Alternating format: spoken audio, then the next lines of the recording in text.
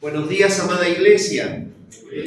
La verdad que qué maravilla es cuando nos podemos reunir, y si bien el fin de semana nos gozamos grandemente al poder servir al Señor en el anexo en Villa Mercedes, San Luis, la verdad que se extraña la casa, se extraña la comunión, se extraña el momento del canto.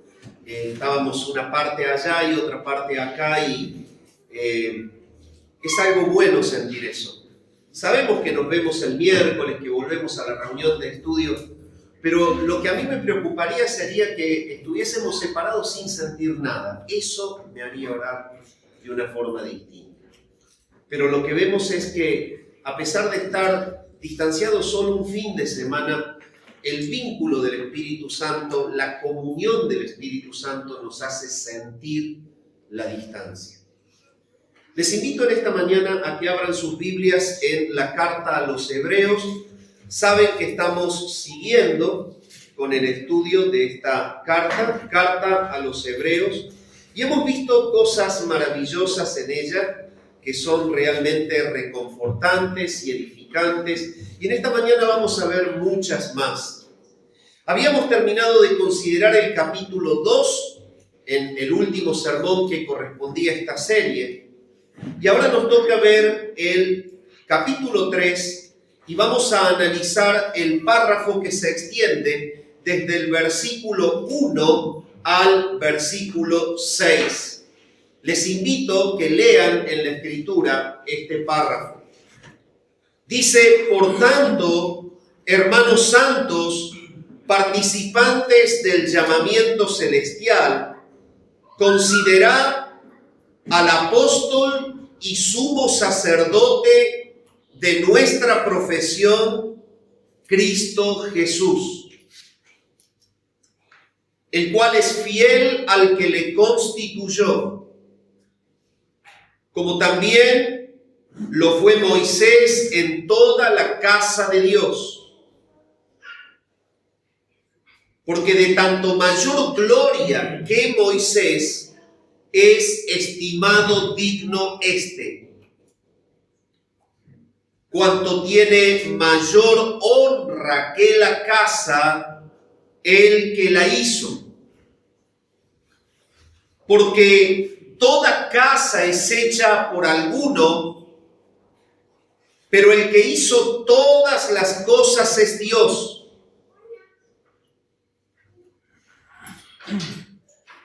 Y Moisés, a la verdad, fue fiel en toda la casa de Dios como siervo, para testimonio de lo que se iba a decir. Pero Cristo, como hijo sobre su casa, la cual casa somos nosotros, si retenemos firme hasta el fin la confianza y el gloriarnos en la esperanza. Hasta aquí nomás leemos en la palabra del Señor, oramos al Señor y continuamos. Padre, nos postramos ante ti, Señor, en adoración y en reverencia. Si hay algo, Señor, que deseamos es que tú nos hables por medio de tu palabra y que tu Santo Espíritu aplique tu palabra para edificar a Cristo en nosotros, para confrontarnos en relación a nuestro pecado, para que a través de la obra de tu Santo Espíritu, por tu palabra, sea mortificada nuestra carne y pueda ser Cristo edificado en nosotros para la gloria de tu nombre. Señor, sabemos que este es el propósito por el cual existimos. Deseamos, Señor, que tú en esta mañana edifiques a tu iglesia reunida aquí. Oramos al Padre en el nombre de Jesús. Amén. Habíamos estado viendo, mis amados hermanos, gracias. Habíamos estado viendo que la carta a los Hebreos es una carta que tiene un tema central. El tema central de la carta a los Hebreos es mostrar la superioridad de Jesús por sobre todos y por sobre todo. Y habíamos estado viendo que en el capítulo 1, todo el capítulo, se había dedicado el escritor a mostrar su superioridad frente a los ángeles, posterior de mostrarlo a Él como el Hijo de Dios, como el Creador, como aquel que se hizo carne, pero que es Dios. Y posterior a eso, en el capítulo 2, comienza a mostrar justamente no solo la superioridad por sobre los profetas, como lo hace en el capítulo 1, y por sobre los ángeles, sino que en el capítulo 2 se dedica a mostrar que Él es el Redentor que recupera el reino perdido por la caída de Adán.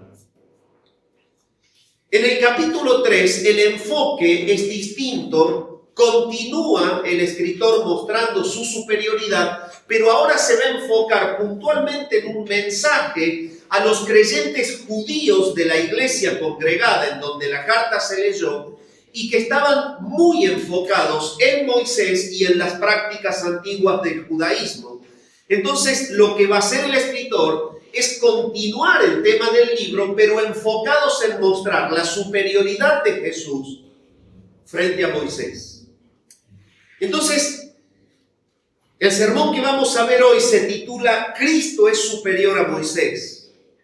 Va a estar dividido en 4 partes. La primera, ¿qué pensaban los judíos de Moisés? La segunda, Jesús, el apóstol y sumo sacerdote superior. Esto se encuentra en el versículo 1 del párrafo que leímos. En tercer lugar, veremos Jesús, el edificador superior. Él es el que construye la casa. Hebreos 3, del 2 al 4. Y por último, veremos Jesús, una persona superior. Él es el Hijo sobre esa casa. Hebreos 3, 5 y 6. Entonces, nos introducimos al punto 1. ¿Qué pensaban los judíos sobre Moisés? Para poder apreciar cómo, por qué y a qué nivel Jesús es superior a Moisés, necesitamos ver primero cuán importante era Moisés para el judío. Y antes de esto, debemos hacernos una pregunta. ¿Por qué es necesario mostrar que Jesús es superior a Moisés? La respuesta es porque debemos entender cómo veían ellos a Moisés. Los judíos estimaban a Moisés muy por encima de cualquier otro judío. Muy por encima de cualquier otro que haya existido, aún de los más encumbrados. Ellos aducían que Dios lo había protegido milagrosamente en su nacimiento cuando era un bebé. Lo sabemos. La hija de Faraón lo encontró en una canastilla hecha de juncos. De allí el nombre Moisés, del lugar en donde se ponen a los bebés. Y lo llevó, posterior a que su propia madre lo crió, para tenerlo en el palacio de Faraón. Pero Dios milagrosamente salvó a Moisés en su pequeñedad. Aducían ellos que también lo protegió cuando nació, pero que se encargó de sepultarlo. Es decir, que en el inicio de su vida y en el final de su vida, Dios mostró su mano milagrosa sobre él. Decían que entre estos dos extremos de su vida se había desarrollado su vida de milagro en milagro. Decían aparte que fue la persona a quien Dios le habló cara a cara y que Moisés vio la misma gloria de Dios. ¿Quién como este?, decían ellos. Y de hecho esa gloria quedó reflejándose en su rostro por un tiempo. Esto se lo puede leer en Éxodo 34, 29, cuando dice: aconteció que descendiendo Moisés del monte Sinaí, con las 2 tablas del testimonio en su mano, al descender del monte, no sabía Moisés que la piel de su rostro resplandecía. Como lo muestra Pablo también escribiendo a los romanos, los judíos tenían una confianza grande en la ley. Los mandamientos y rituales del Antiguo Testamento eran sus prioridades absolutas. Para ellos, Moisés y la ley eran sinónimos. Era muy difícil para un judío poder hablar de alguien superior a Moisés. El Nuevo Testamento suele referirse a los mandamientos de Dios como que son la ley de Moisés. Esto lo podemos ver en Lucas 2:22 y en Hechos 13:39, textos conocidos en donde vemos en el Nuevo Testamento que los mandamientos se asocian a la ley de Moisés. Moisés no solo dejó los 10 mandamientos, también dejó los planos del tabernáculo y del arca del pacto, cuestiones que para ellos eran vitales. Todo sucedió por mano de Moisés y a través de esta vida, que para ellos era la vida más grande. Algunos judíos creían, aparte, que Moisés era superior a los ángeles. Ellos decían que Dios había hablado a los profetas por medio de visiones, pero a diferencia, a Moisés le había hablado cara a cara. Esa era la cosmovisión hebrea de Moisés. Dios le habló desde una zarza ardiente, Génesis 3:15, Génesis 15:3. 15:3. Creo que se me confundió la cifra. Éxodo 3:15. Gracias. Ahí está. Era 3:15, pero era Éxodo. Y le habló también desde el cielo, cuando le habló en el Sinaí, y escribió los mandamientos con un dedo de fuego. Es decir, lo que ellos veían era a Dios trabajando en Moisés y con Moisés.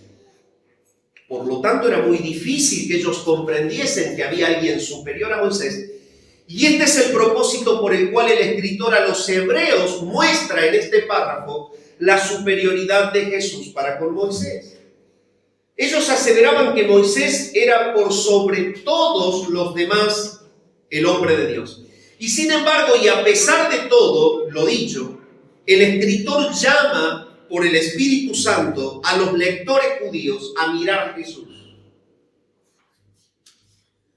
Moisés fue grande, pero Jesús es el más grande de todos, y esto en la mente hebrea es muy difícil de poder asumir.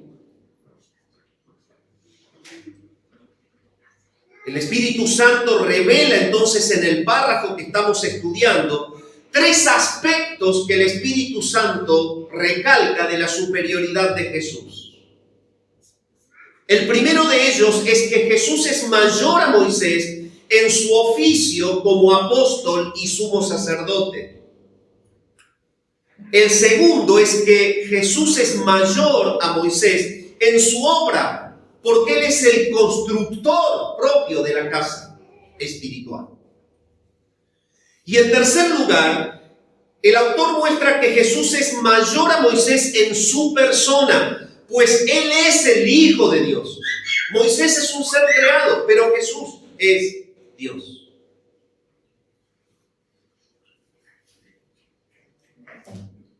El punto 2 del sermón, entonces, es estudiar que Cristo Jesús es superior como apóstol y como sumo sacerdote.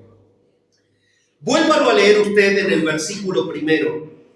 Por tanto, hermanos santos, participantes del llamamiento celestial, considerad al apóstol y sumo sacerdote de nuestra profesión, Cristo Jesús. Esta expresión está siendo impartida entonces por el Espíritu Santo a los judíos que tenían un ojo puesto en Jesús, pero con el otro de reojo miraban a Moisés y a la ley. Esto estaba pasando en la iglesia. Y el Espíritu de Dios está justamente confortando los corazones de estos verdaderos creyentes judíos para que se aferren de todo y por el todo a Jesús. La primera expresión que notamos en el párrafo, en el versículo 1, es un nexo conectivo del griego, por tanto. Por tanto, este nexo conectivo lleva al lector a observar todo lo que se viene detallando en el párrafo anterior, o sea, el capítulo 2. Y esto nos conduce a fijarnos justamente lo que viene considerándose sobre Cristo Jesús en el párrafo 2. Por eso dice la palabra considerad, que es un término griego que significa atención y observación continua. Entonces, en este primer párrafo, el escritor le dice a los lectores, vean lo que se viene diciendo de Jesús y estén continuamente observándole a él. Pero, ¿qué es lo que viene diciendo el párrafo 2? Viene diciendo que Cristo Jesús es quien recuperó el destino perdido del hombre. Todo esto viene diciendo el capítulo 2. Viene diciendo que Él se humilló. Viene diciendo que Él se hizo el sustituto. Viene diciendo que Él es el autor de nuestra salvación. Viene diciendo que Él es el santificador. Viene diciendo que Él es el conquistador de Satanás y es el que se compadece de nosotros. Entonces lo que el autor hace es decirle, miren el capítulo 2 y manténganse prendidos con la mirada en ese Jesús. El Jesús que recuperó nuestro reino perdido, el Jesús que se humilló, el Jesús que se hizo nuestro sustituto, el que es el autor de nuestra salvación, el que es nuestro santificador, el que conquistó a Satanás en la cruz y el que se compadece de los que creen en él. Todas estas cosas lo califican a él como superior en todo a Moisés. Jesús, entonces, dice este párrafo, es el apóstol supremo, es el enviado de Dios, es el sumo sacerdote perfecto. Cristo es poderoso, compasivo, misericordioso, fiel, salvador, reconciliador, es protector, es ayudador y es fraternal. Esto solo se encuentra en Jesús. Lo llama justamente el escritor a los judíos a observar la cualidad, el carácter, la superioridad del Hijo de Dios encarnado. Es por eso que basándose en quien Él es y lo que ha hecho, toda persona debería considerarlo permanentemente sin quitar la mirada de Él. Toda persona es llamada por este párrafo de Hebreos a centrarse en la suficiencia absoluta de Jesús y a soltar todo lo demás. Tenemos un sumo sacerdote nuevo y un enviado de Dios, el cual es nuevo. Cristo Jesús es todo lo que cualquier persona necesitaría para estar pleno. No necesita nada más. Por lo tanto, este primer punto nos lleva a estas implicancias y reflexiones. Puesto que Cristo es el supremo enviado de Dios, el apóstol supremo, ¿qué tan sujeto a su ejemplo y a sus dichos estás? ¿Son sus palabras la guía de tu vida? ¿Está tu realidad sujeta a sus dichos y a su voluntad?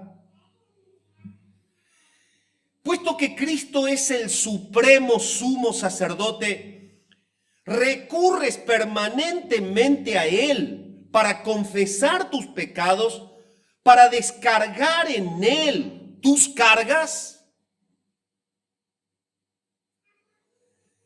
El problema de los hebreos es que ellos tenían un ojo fijo en Jesús, pero el otro de reojo miraba a Moisés. Estaban al borde de tener un corazón partido, separado entre la influencia de la ley hebrea y la suficiencia de la gracia en Jesucristo. Y mi amado hermano, esto nos habla hoy a nosotros. ¿Qué tan absoluta es tu entrega a Jesús? ¿Cuál es verdaderamente el grado de su señorío verdadero en tu vida? Tu confianza en su señorío, tu entrega total en sus dichos y en su voluntad. El pasaje sigue diciendo, después de por tanto, hermanos santos. Como creyentes somos hermanos con Cristo porque nos identificamos con Él como hijos adoptados del Padre Celestial. A esto se está refiriendo la palabra allí. Al referirse entonces a hermanos santos, apunta directamente a cristianos verdaderos, a pesar de que en el Nuevo Testamento hay otra calificación de hermandad que se encuentra en el libro de los Hechos, y es la que usaban los predicadores judíos hacia los judíos para referirse a la hermandad nacional, cosa que acá es totalmente descalificada esa interpretación porque está sometiendo a esos hermanos a un llamamiento celestial. Ese es el llamado regenerador, ese es el llamado santificador, es el llamado irresistible, es el llamado de gracia, es lo que ocurre en la salvación. Solo le ocurre a los escogidos en el momento de la regeneración. Ellos son creyentes, pero están al borde de desviarse detrás de la ley.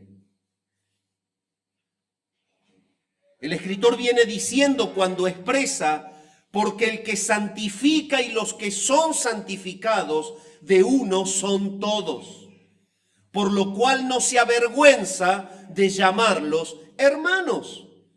Entonces está hablando de estos hermanos, los que han pasado por la santificación de Jesús. Y estos son los hermanos santos. Estos eran hermanos espirituales, eran hermanos santificados, apartados y hechos santos en Cristo, como lo es todo aquel que es regenerado por el Espíritu de Dios en el momento de la salvación. Entonces, podemos decir que este párrafo se refiere justamente a los participantes del llamamiento celestial. Quienes, como la misma carta lo expresa, deseaban un país celestial. Estos llamados corrían hacia ese país celestial. Esto lo dice la carta más adelante en el capítulo 11 y el versículo 16. Ellos anhelaban una ciudad mejor, un país celestial. Sabemos que esto es caminar hacia la gloria final por fe. Por eso eran hermanos santos. Tenían la esperanza de una ciudad gloriosa, de un destino de salvación. Quienes habían venido ellos mismos y se habían justamente acercado a la Jerusalén celestial, de acuerdo a lo que dice Hebreos 12:22. Ustedes no se han acercado al monte que humeaba, que se podía palpar. Se han acercado al Sinaí, pero se han acercado a justamente Jerusalén la celestial, a la compañía de muchos millares de ángeles, a la compañía de los espíritus de los justos hechos perfectos. Se han acercado a Jesús, el mediador de un nuevo pacto, y a la sangre rociada que habla mejor que la de Abel. Estos son los que han creído en Jesús, estos son los que tienen vida espiritual, y estos son los que se deben apartar totalmente de todo ritual humano y confiar plenamente en la gracia salvadora de Jesús. Ellos ya están disfrutando una vida espiritual. Y si tú eres un hijo de Dios y has creído en Jesús, ya estás disfrutando de una vida espiritual. Todas estas bendiciones muestran que el cristianismo es superior al judaísmo. Por un lado muestra que el judaísmo era un llamamiento terrenal con una herencia terrenal, mientras que el cristianismo es un llamamiento espiritual y celestial con una herencia espiritual y celestial. Por lo tanto, es indudable la superioridad. Pablo, hablando de esto, dijo: yo prosigo a la meta, al premio del supremo llamamiento de Dios en Cristo Jesús. Le escribe esto a los filipenses en el capítulo 3 y el versículo 14. Y más adelante en la misma carta él habla y dice: mas nuestra ciudadanía está en los cielos, de donde también esperamos al Salvador, al Señor Jesucristo, en el 3:20 de la misma epístola. Entonces nuestro verdadero hogar está en el cielo, y vivimos espiritualmente en este momento en los lugares celestiales, a pesar de que estemos en el cuerpo.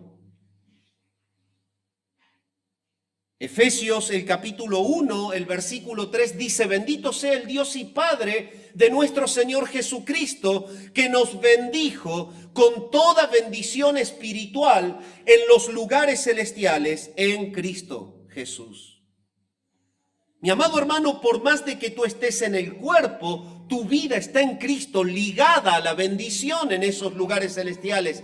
Es la única manera por la cual tú puedes saber que si te llega la muerte, abres los ojos allí. Eso es porque estás unido hoy, cuando ven tus ojos la realidad carnal. El que piense que se conecta con la vida espiritual después de que muere se equivoca. Tú estás ya en compañía de los espíritus de los justos hechos perfectos. Ninguna persona se conecta con nadie después de que muere. La condición es que cree en Cristo mientras está vivo. Por lo tanto, estamos ligados a la realidad espiritual en este momento. Y es eso lo que está diciendo el escritor a los hebreos allí. Son hermanos santos, son participantes del llamamiento celestial, disfrutan de una realidad espiritual superior a la que experimentaron siendo judíos, que era carnal, era humana. Como verdaderos creyentes, entonces somos hermanos de Jesús. El capítulo 2 lo dice: Cristo no se avergüenza de llamarnos hermanos, hijos del mismo Padre, miembros de la misma familia. Entonces, el escritor viene reafirmando esto, viene diciéndoles de que son hermanos de Jesús. Son ciudadanos de los cielos. Entonces, si ellos son ciudadanos de los cielos, el escritor les hace esta pregunta con el párrafo: ¿por qué no dejan del todo las cosas terrenales? ¿Por qué quieren aferrarse aún a los rituales terrenales, los símbolos terrenales, cuando ya tienen la realidad celestial del Cristo que ha venido y que se ha encarnado? Como cristianos no necesitamos rituales religiosos, porque tenemos una realidad espiritual. Y esto es lo que Jesús dijo en San Juan 4:23, cuando Él expresa: la hora ha llegado y ahora es cuando los verdaderos adoradores adorarán al Padre en espíritu y en verdad. Esto quiere decir que desde que Él vino en adelante, los adoradores no necesitaban adorar al Padre por medio de ritos o figuras, sino en espíritu y en verdad. Y es lo que justamente está tratando el escritor, de sacarlos del peligro del desvío. Ustedes no necesitan volver a aferrarse a las figuras que apuntaban a Cristo. Ahora ya están en el tiempo de Cristo. No necesitan los rituales de la ley. Todos nosotros, amados, en ocasiones nos sentimos tentados, aun cuando sabemos la verdad. Podemos sentirnos más cómodos y religiosos en ambientes tradicionales y conocidos de adoración. Y cuando realizamos ciertas obras religiosas o buenas que consideramos particularmente agradables a Dios, sabemos y aceptamos la gracia completa de Dios en Cristo, pero nos aferramos a algunas formas de legalismo, en vez de vivir una vida positiva y fortalecida por el Espíritu Santo y controlada por Cristo. Y es esto lo que el escritor nos habla hoy a nosotros. Nos aferramos a cuestiones legales, externas, pensando que el agrado de Dios se va a encontrar allí, cuando el propósito de Él es que vivamos a Cristo en una vida espiritual, sin distancias. Por ejemplo, venimos a la cena del Señor y nos preocupamos por tomar la cena todos los domingos, pero no nos percatamos de que nuestro corazón quizás no sea piadoso al partirse el pan y al beber de la copa. El ritual está quizás por sobre lo esencial. Nos preocupamos quizás por traer una buena corbata, un buen saco, porque asociamos que Dios aprueba esa actitud de reverencia y obviamente el zapato bien lustrado. Pero quizás mi corazón está abrigando el pecado que no confesé. El ritual nunca superará la esencia y el escritor está hablándole a los hebreos y diciéndoles, están en Cristo, hay una vida espiritual unida a Él. Nos aferramos tremendamente a ser grandes teólogos y tenemos Gruden, Berkhoff, MacArthur, tenemos Hodge, pero quizás en nuestra vida ni se ve lo que dice Gruden, ni se ve lo que dice Berkhoff, ni se ve lo que dice MacArthur, ni se ve lo que dice Hodge. Somos humanos que nos queremos adaptar siempre a un modelo, a una estructura religiosa, tendiendo a ser justificados por ella. Cuidados, este peligro es hoy, es un mensaje actual. El desafío justamente entonces para nosotros es que al considerar y el experimentar la suficiencia de Cristo, debe derrumbar todos los esfuerzos legalistas en nosotros, ya sea del judaísmo o de cualquier otra clase. Y yo te llamo a esta reflexión en esta mañana. ¿Has amanecido esta semana o el mes pasado pensando que por alguna realidad tuya puedes acercarte o justificarte ante Dios? No existe ninguna, es una mentira de tu cabeza. Es que la palabra enseña que es por pura gracia y en unión a una sola persona, el superior a todos, el mayor que Moisés, el Hijo de Dios, el santificador, el salvador, el redentor de los perdidos del pueblo santo.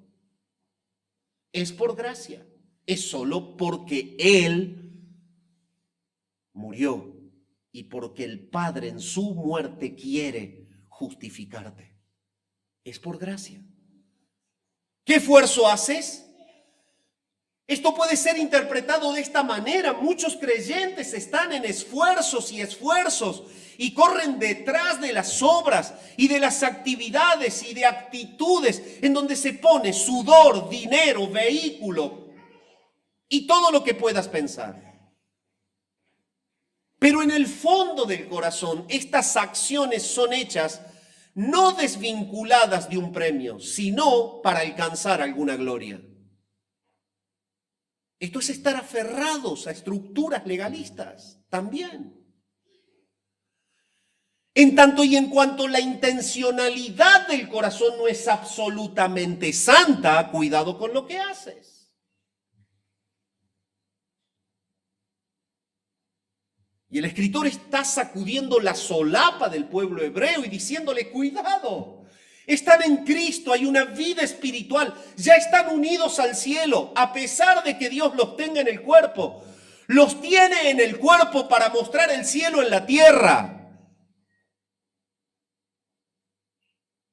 para que la gente vea en su vida a Jesús. Para los verdaderos cristianos, el aferrarse a ceremonias religiosas terrenales no solamente es algo innecesario y sin sentido, sino que también es perjudicial espiritualmente.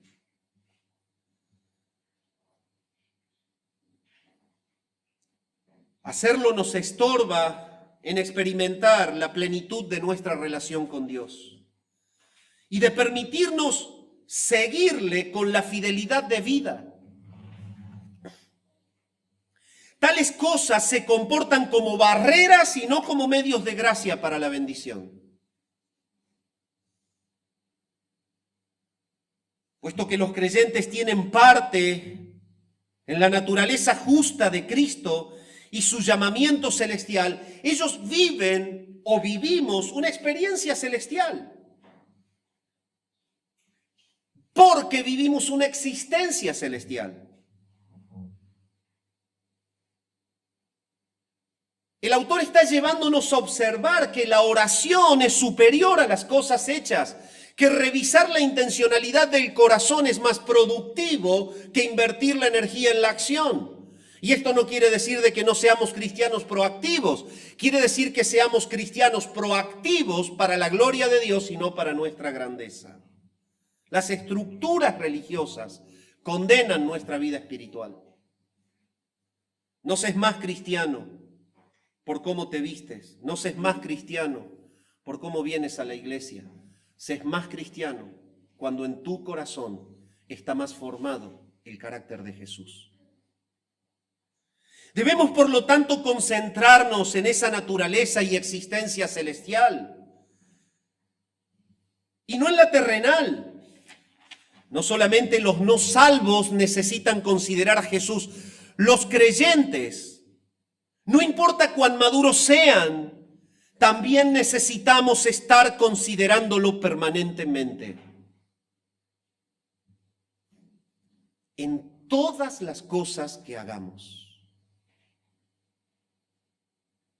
Todo impulso, toda acción debe ser pasada por Cristo, el Cristo del cual habla el capítulo 2. Y entender si estamos realmente adorando al Padre al copiar a Cristo, o si lo que hacemos lo hacemos con algún interés personalizado que proviene de un legalismo, de una estructura religiosa, solo basura que estorba nuestra vida espiritual. Esto significa mantener nuestros ojos fijos en Cristo. ¿Y por qué debemos estar en permanente consideración de Jesús? Lo dice acá, considerad. El término griego es mantenete firme y permanente en la observación de Él.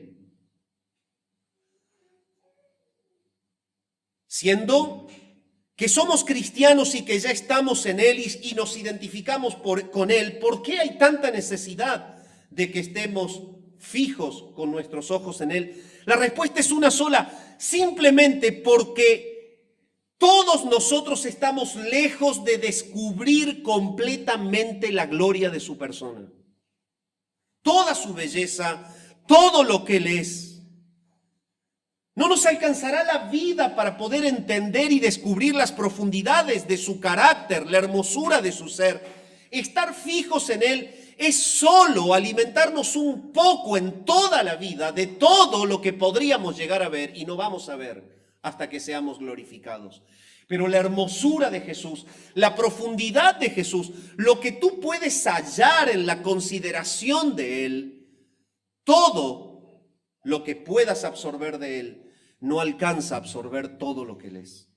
Por eso estar toda la vida con los ojos puestos en Jesús es solo el inicio de lo que durante toda la eternidad será contemplándole en la hermosura y profundidad de su persona. ¿Por qué estar fijos con los ojos en Él?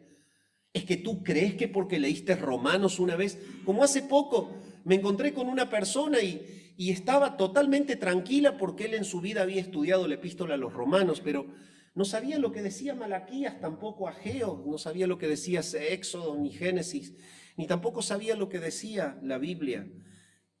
Evidentemente, si tú estás fijo con los ojos en Él, estarás nutriéndote de su palabra, estarás observando su persona y entendiendo su carácter y su voluntad.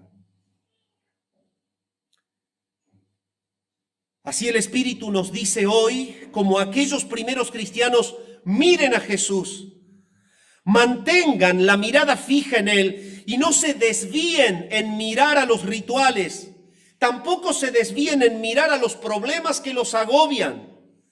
Tampoco se desvíen en mirar a las persecuciones y a los padecimientos.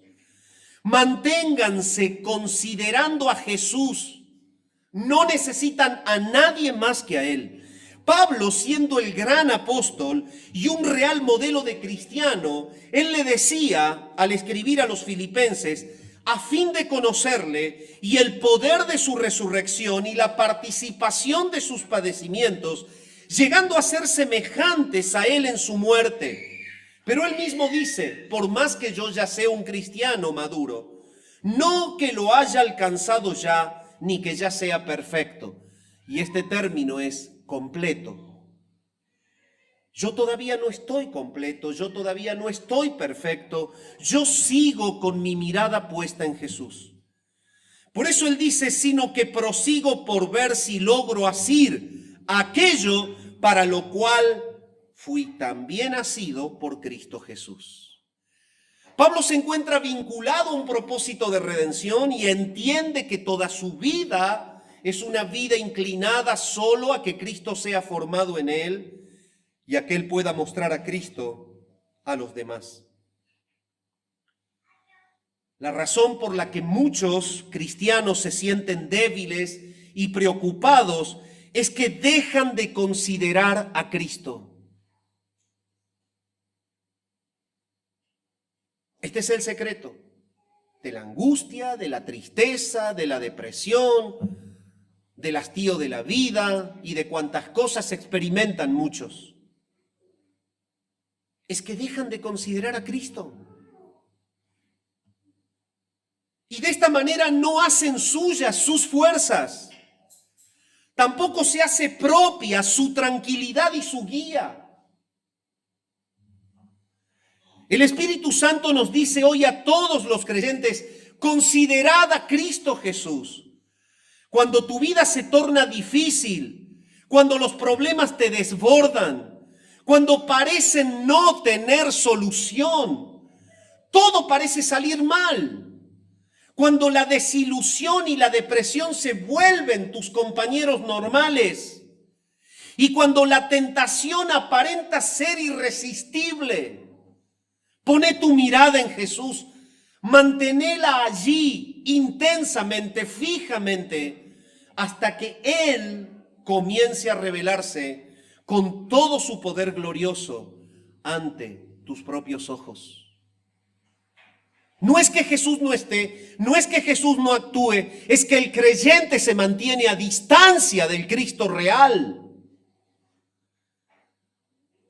Somos sumamente capaces de culpar y de señalar a Dios en nuestra vida. Él no me escucha, Él no obra, Él no actúa. ¿Cuánto tiempo oras? ¿Cuánto tiempo lees? Es la pregunta desde el trono.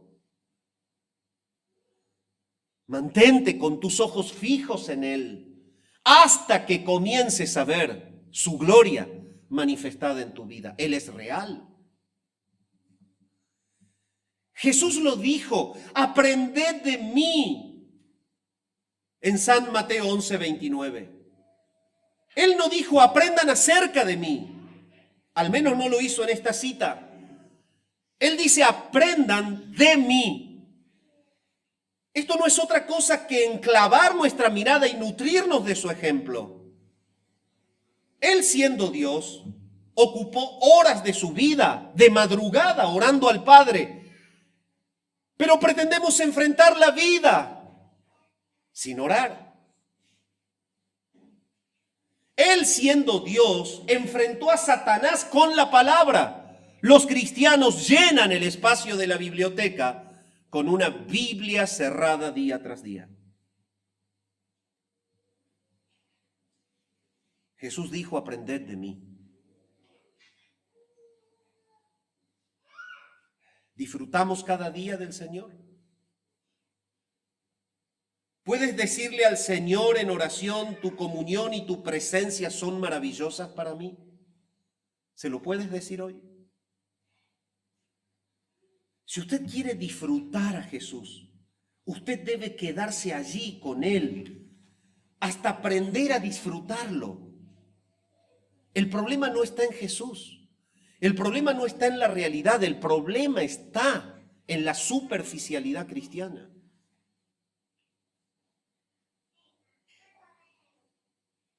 Quédese contemplándolo en toda su magnificencia hasta que en su vida se experimente gozo tras gozo. Pablo, formando el carácter pastoral de su hijo Timoteo, le aconsejó, acordate de Jesucristo, fija tu mirada en Él, aprende de Él, 2 Timoteo 2:8. Y en Hebreos capítulo 12, la misma carta, en el versículo 1 y 2 nos dice el Señor, Por tanto, nosotros también, teniendo en derredor nuestro tan grande nube de testigos, despojémonos de todo peso y del pecado que nos asedia y corramos con paciencia la carrera que tenemos por delante. ¿Pero de qué manera? Puestos los ojos en Jesús, el autor y el consumador de la fe. Si vamos a correr la carrera cristiana, debemos mirar a Jesús. Nadie puede llegar a la meta sin mirar a Jesús. Caerá en los primeros obstáculos.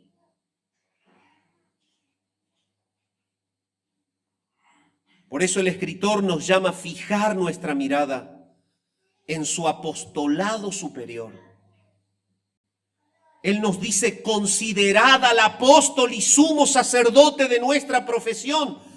Justamente el escritor muestra la superioridad de Cristo frente a Moisés, por el hecho de que Jesús es no solo apóstol, sino también sumo sacerdote. Son las dos funciones, mientras que Moisés de las dos tuvo una. Con mucho esfuerzo podríamos verlo a él como un apóstol del Antiguo Testamento, porque apóstol significa enviado, y puede ser un apóstol del Antiguo Testamento porque él fue enviado a liberar a Israel, fue enviado a guiarlo en el desierto, fue enviado a darle libertad al pueblo, él fue enviado con la ley, él fue enviado con la palabra. En muchos aspectos puede ser llamado un enviado, pero no tuvo nada que ver con el sumo sacerdocio, mientras que Cristo sí. Y eso es lo que la palabra está enseñando acá.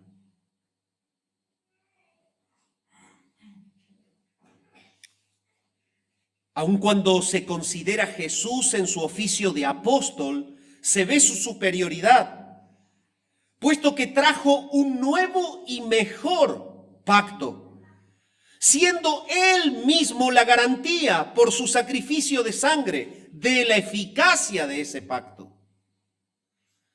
Por lo tanto, Jesús es el apóstol supremo, es el enviado de Dios supremo. ¿Cuáles son las características de un apóstol o embajador? Primero, el embajador tiene los derechos, el poder y la autoridad del gobernante que lo envía. Y Jesús vino en el poder de Dios. Vino con toda la gracia de Dios, todo el amor de Dios, toda la misericordia de Dios y toda la justicia de Dios. El escritor está enfocando al lector a que vea eso en Jesús, el carácter de su apostolado superior. En segundo lugar, un embajador habla totalmente en nombre de quien lo envió. Y por eso Jesús dijo: porque yo no he hablado por mi propia cuenta. El Padre que me envió, Él me dio mandamiento de lo que he de decir y de lo que he de hablar. San Juan 12:49. Por lo que podemos aseverar que Jesús es el embajador perfecto. Él es el apóstol perfecto. Al considerarlo como sumo sacerdote, Cristo es el sacerdote supremo, también es superior. ¿Por qué? Porque Él es el mediador supremo entre Dios y los hombres.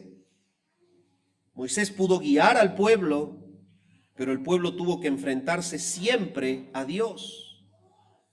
No solamente Jesús es superior a Moisés, porque Él es enviado de Dios, el enviado que tiene todo el poder de Dios y quien habla en nombre de Dios, sino que también en su carácter de sumo sacerdote, Él es el que acerca a Dios con el hombre. Y esa es su superioridad.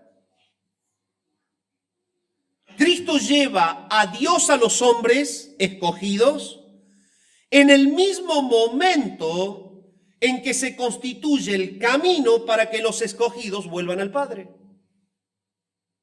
Es una perfección total. Él acercó a Dios a los hombres y Él es el que lleva como camino a los hombres a Dios.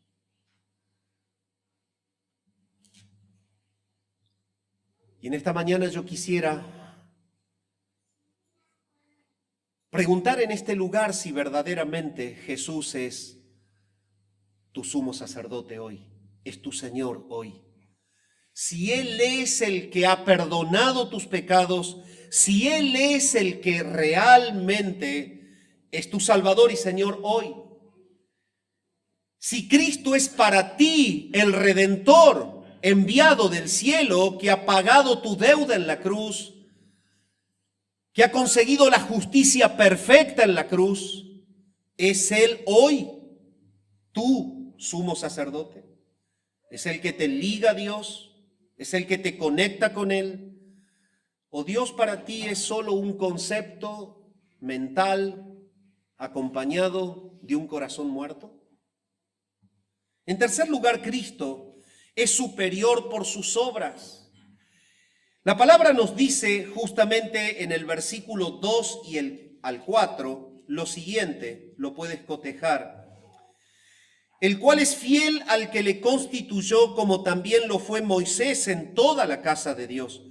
Porque de tanto mayor gloria que Moisés es estimado digno cuanto tiene mayor honra que la casa el que la hizo. Porque toda casa es hecha por alguno, pero el que hizo todas las cosas es Dios. Y aquí está mostrando el escritor que Jesús es superior a Moisés en cuanto a ser el edificador de la propia casa. Moisés fue estimado como digno, el Antiguo Testamento lo confirma. A mi siervo Moisés, que es fiel en toda mi casa, cara a cara hablaré con él y claramente. Eso lo dice Números, capítulo 12, versículos 7 y 8. Moisés también ejecutó el plan de Dios de una manera fiel. Salió de Egipto al desierto y Dios lo perfeccionó en el desierto. A Dios le tomó 40 años hacer de Moisés un siervo útil y después lo utilizó otros 40 años más.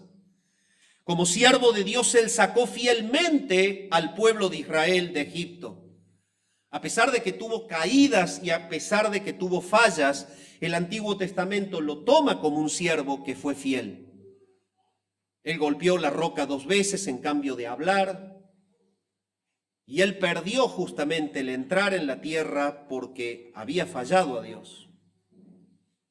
No en vano, cuando el Señor fue tentado en el monte de la tentación, Dios muestra claramente que Jesús es quien sustituye al pueblo judío infiel en la obra de mostrar a Dios frente a un mundo que está perdido en las tinieblas. Y lo muestra de esta manera. De la misma manera en que Moisés estuvo con el pueblo 40 años trasladándose por el desierto y en donde se estuvo mostrando justamente la infidelidad humana de ellos, de la misma manera hizo Dios que el Señor ayunase 40 días y sintió hambre. Fue el humano, el Dios hecho hombre, representante de los perdidos allí, que tuvo hambre como ellos porque estaba en carne y fue tentado por Satanás, pero él fue fiel. Y esta es la conexión que la palabra hace, mostrando el traspaso de servicio. Cristo es el siervo fiel en lugar del Israel infiel, guiado por un Moisés que fue fiel en su límite humano, pero tuvo caídas. En Cristo no se halló pecado ni engaño en su boca.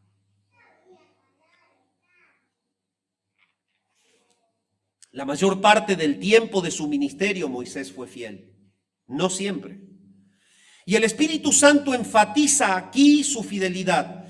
Y asimismo Jesús fue fiel al que lo escogió, solo que en un grado mucho mayor. El grado de la fidelidad de Jesús es perfecto. Jesús, el apóstol supremo, el enviado supremo de Dios, fue completamente fiel a su Padre.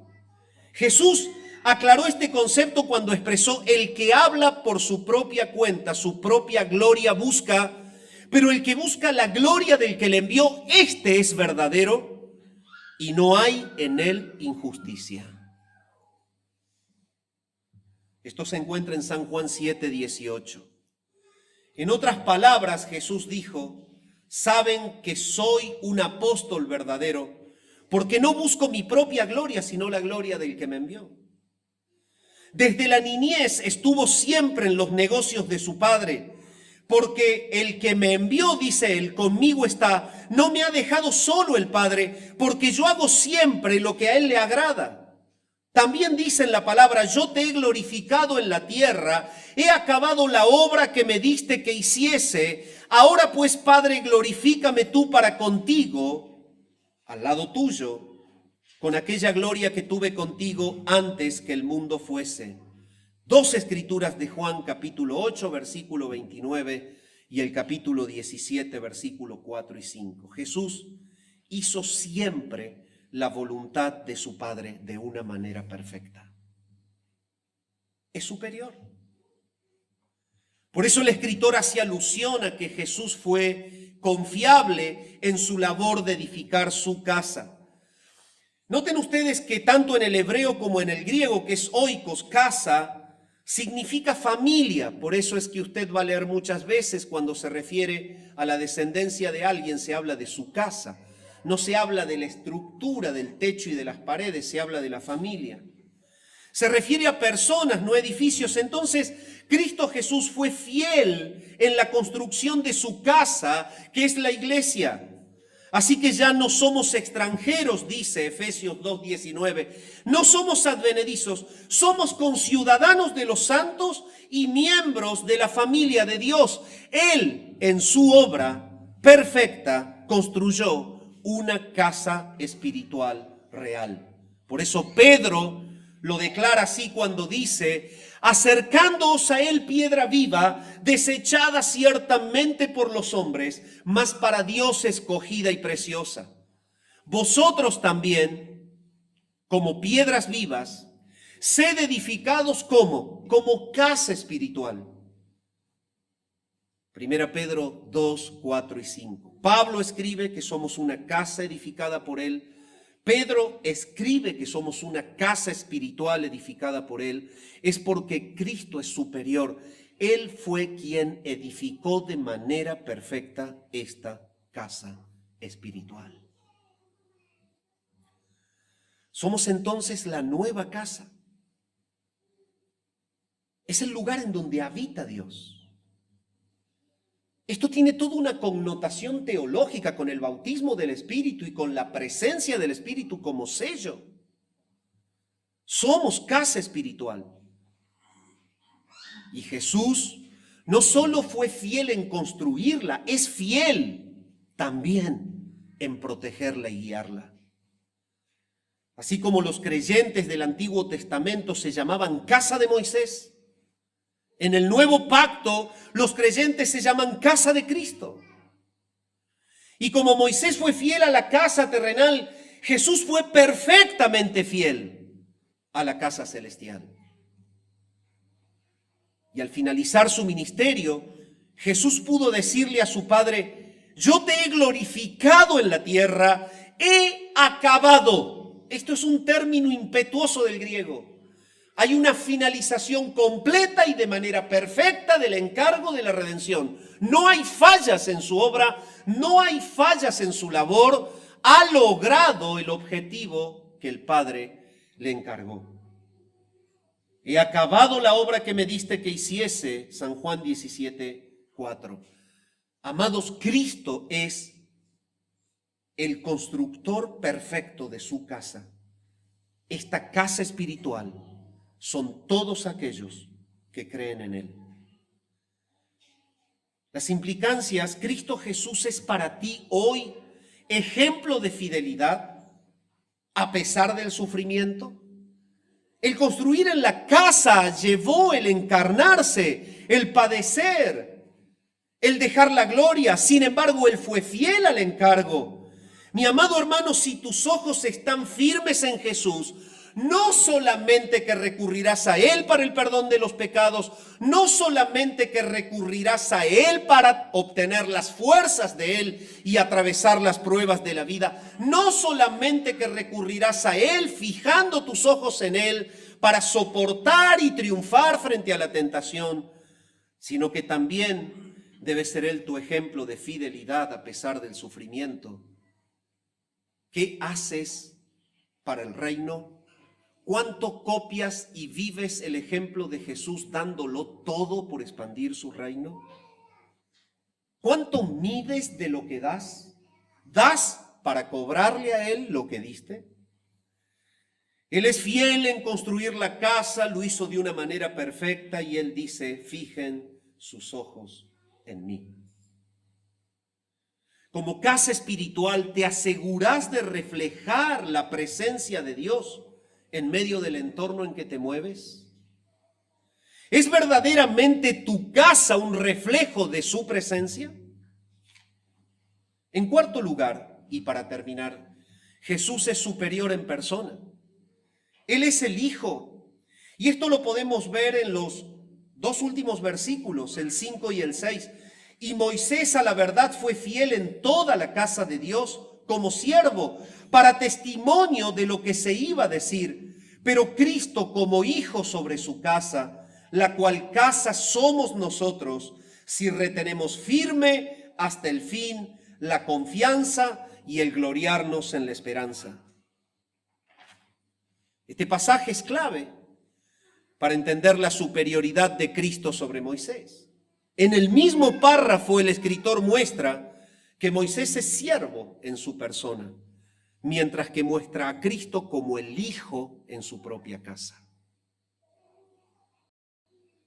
Esta diferencia Jesús la explica en San Juan 8:35, cuando él dice, y el esclavo no queda en la casa para siempre, el Hijo sí queda para siempre. El Hijo es lo que está justamente dándole a él un vínculo superior.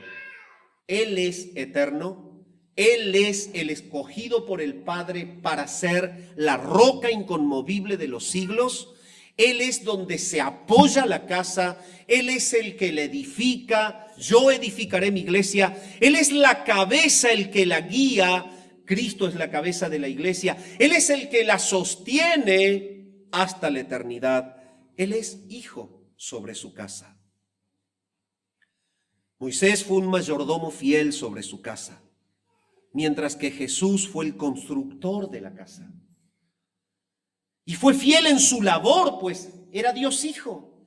Nadie pudo hacer la labor de él. Nadie pudo ofrecer un sacrificio de una vez y para siempre, con un alcance infinito, superar la distancia infinita que separa al Dios justo de los hombres caídos, escogidos por Él. Solo Cristo en la cruz pudo vencer esta distancia, pudo acortar esta distancia, porque Él conquistó a Satanás allí. Él es Hijo, su obra es perfecta. Por eso el escritor le insta a recapacitar a cada creyente que la fidelidad de Moisés sobre la casa terrenal apuntaba a mostrar a Jesús, pues su fidelidad, dice ahí el párrafo, será testimonio de lo que se había de decir. El Señor usó a Moisés como un testimonio apuntando al siervo fiel que había de venir. Moisés apunta al que había de venir. Pero Pablo nos dice de Cristo, en quien vosotros sois juntamente edificados para morada de Dios en el Espíritu. Efesios 2:22. Es Cristo el cimiento, somos edificados en Él y somos edificados por Él y somos edificados y guiados por Él para la gloria de Dios. Pablo le dice a Timoteo, para que si tardo sepas cómo debes conducirte en la casa de Dios, que es la iglesia del Dios viviente. Esto es ser columna y baluarte de la verdad. Moisés fue siervo en la casa de otro, mientras que Jesús es el Hijo en su propia casa, su propio pueblo. Los verdaderos, o sea, su casa, manifiestan su vida eterna en el hecho de que permanecen reteniendo firme hasta el fin la confianza y el gloriarnos en la esperanza. Por eso el escritor dice al último, y Moisés a la verdad fue fiel en toda su casa como siervo para testimonio de lo que se había de decir. Pero Cristo como Hijo sobre su casa, la cual casa somos nosotros, hay una coma y dice, si retenéis firmes. Entonces hay algunos grupos cristianos que dicen, la salvación se pierde. Tiene una condición. Vamos a ir a la gloria si retenemos. Y ahí el original no dice eso. El original dice siempre, y el Nuevo Testamento y el Antiguo Testamento dice que los verdaderos llegan al final porque son verdaderos.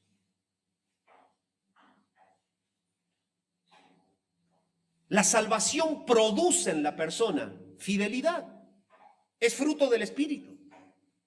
Mas el fruto del Espíritu es amor, es gozo, es paz, es paciencia, es benignidad, es bondad, es pistos, dice ahí el original. No dice pistis, no es la fe del creer, es la fidelidad provocada por el Espíritu con su presencia en nosotros.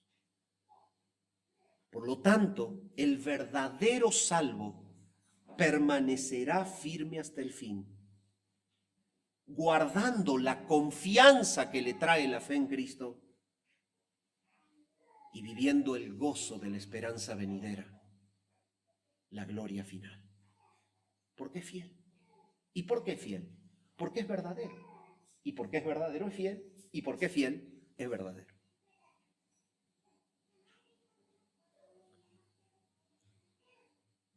¿Te encontrás dentro del reino? ¿Eres un salvo por gracia? ¿O eres un religioso más? Que te quedas tranquilo de haber venido este domingo aquí a una iglesia evangélica donde se canta, se ora, se habla de Cristo, se abre la Biblia. ¿Estás dentro del reino? ¿O aún eres un pecador muerto en tus delitos y pecados? La palabra dice así que arrepentíos y convertíos para que sean borrados vuestros pecados, para que vengan de la presencia del Señor tiempos de refrigerio, es decir, solamente la gloria final, el refrigerio final, el premio, la bendición de la vida eterna. Los apóstoles lo predicaban solo para aquellos que se arrepienten y se convierten, dejan de practicar el pecado. Y este sumo sacerdote fiel, el más grande de los apóstoles, Cristo Jesús, es el redentor de los perdidos. Cristo Jesús ha sido enviado con un encargo a la tierra, el de llevar sobre sus espaldas el pecado del pueblo santo, de los hijos del Padre que se habían perdido en la muerte de Adán. Cristo es el que recupera el reino perdido. Cristo es quien carga sobre sus espaldas el pecado de la iglesia en la cruz, así lo dice Efesios 5, lo dice San Mateo 1:18. Él vino a salvar a su pueblo, Él dio su vida por la iglesia. Cristo es el que con su muerte alcanzó plena justificación, infinita justicia, porque el Padre le mató en la cruz para dar vida en su muerte a los que creen en Él. ¿Crees tú en Él? Pide perdón en esta mañana. Es la única manera en la que podrás estar dentro del reino, disfrutando el gozo de tener a Cristo como Señor, como Salvador y como sumo sacerdote permanente, mediando entre el Padre y tu corazón. Padre, gracias por tu palabra en esta mañana, gracias por esta epístola tan rica, esta carta a los hebreos que nos lleva a observar y a contemplar a Jesús. Padre, gracias porque por esta carta entendemos que nuestros ojos deben estar fijos en Él, contemplando quién Él es verdaderamente. Padre, gracias porque por tu palabra nos invitas a confesar nuestros pecados a Él. Tú nos invitas a confesar y a echar toda nuestra carga en Él. Nos invitas a que Él sea justamente nuestro guía en el tiempo de la prueba, nuestra defensa en el tiempo de la tentación. Tú nos invitas en esta mañana a que podamos considerar a Jesús, y poder vivir copiando su fidelidad, su entrega total a satisfacer tu voluntad. Y vivir vidas fieles que se entregan por completo a la gloria del Padre, sin importar lo que tengan que padecer. Señor, tú nos invitas en esta mañana a copiar tu ejemplo de humildad, de entrega total, y no a obrar para conseguir intereses humanos. Y tú nos invitas en esta mañana a los que aún están fuera del reino, a que vengan a Jesús. Él es el Salvador, Él es el Señor. Él es el que lleva el hombre a Dios y Dios al hombre. Es el sumo sacerdote perfecto. Es el que perdona al que se arrepiente y cree en Él. Te clamamos, Señor, que pueda haber vida en esta mañana y que tú salves a algún pecador muerto en su delito y en su pecado. Oramos al Padre en el nombre de Jesús.